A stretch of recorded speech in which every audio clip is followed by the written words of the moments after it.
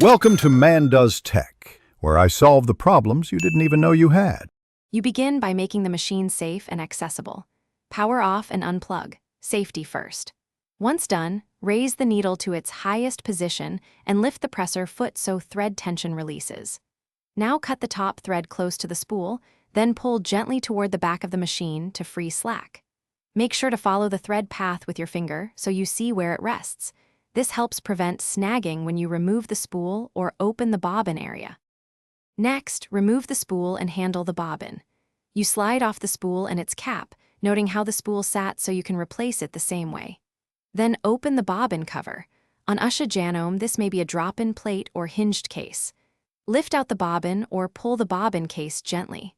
Once accessible, grab the bobbin thread and then the top thread, pull them together toward the back of the machine to clear all thread from the feed and bobbin area. Finish by inspecting the bobbin chamber for any leftover threads or lint and remove debris.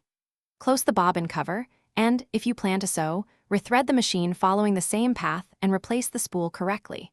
Turn the handwheel slowly to ensure smooth movement before powering back on. If the thread snags or skips, make sure the thread is seated in the tension discs and the needle is straight and fully inserted. These fixes solve most common problems quickly. Thanks for watching.